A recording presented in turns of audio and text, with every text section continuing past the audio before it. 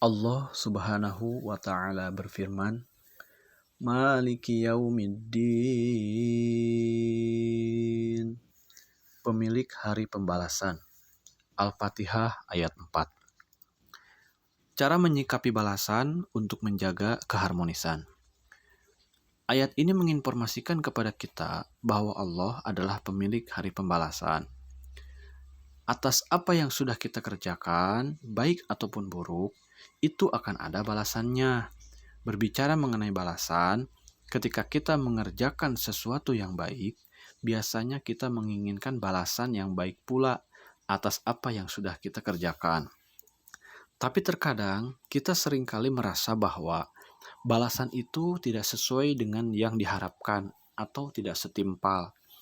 Balasan yang dimaksud adalah balasan dari selain Allah, misalnya balasan dari manusia. Perasaan itu akan membuat hubungan kita dengan manusia lainnya menjadi tidak harmonis.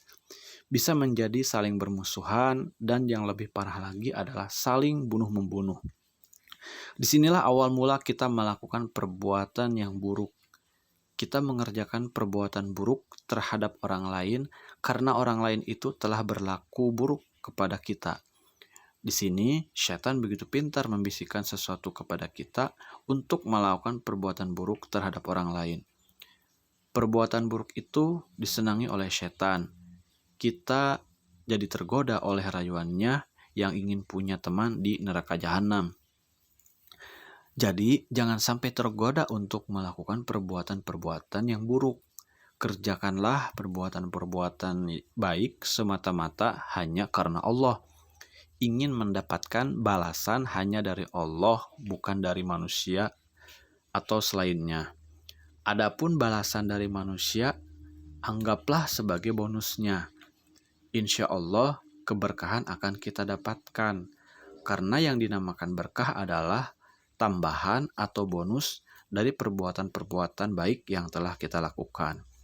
Lewat ayat di atas, kita jadi tahu bahwa suatu hari, entah kapan, akan ada yang dinamakan hari pembalasan, dan pemiliknya adalah Allah. Oleh karena hari pembalasan itu pemiliknya adalah Allah, maka balasan yang sebelumnya kita merasa tidak sepadan itu akan berubah menjadi balasan yang sepadan, bahkan lebih. Mengapa? Karena ternyata sebelum kita mengerjakan sesuatu, Allah telah terlebih dahulu menganugerahkan karunia-Nya yang begitu besar kepada kita, berupa langit dan bumi beserta seluruh isinya. Silakan baca lagi penjelasan di ayat-ayat sebelumnya.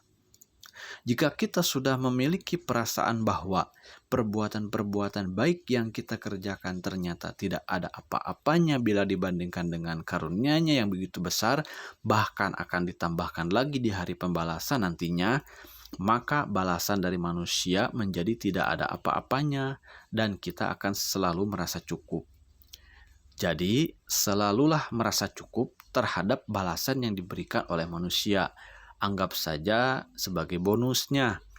Kerjakanlah sesuatu karena mengharap ingin balasan hanya semata-mata dari Allah, pemilik hari pembalasan, yang pembalasannya pasti akan setimpal dengan perbuatan baik yang telah kita kerjakan. Jadi sebagai seorang yang percaya pada balasan dari Allah, berarti sikap kita bukan tergantung dari bagaimana sikap orang lain ke kita.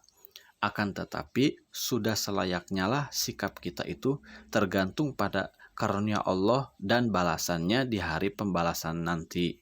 Dengan begitu, hubungan kita dengan manusia lainnya pun kebanyakan akan berjalan harmonis. Meskipun mungkin ketidakharmonisan itu terkadang sekali-kali bisa saja muncul. Demikianlah cara menyikapi balasan untuk menjaga keharmonisan. Wallahu a'lam bishawab. Hanya Allah sajalah yang lebih mengetahui kebenaran yang sesungguhnya.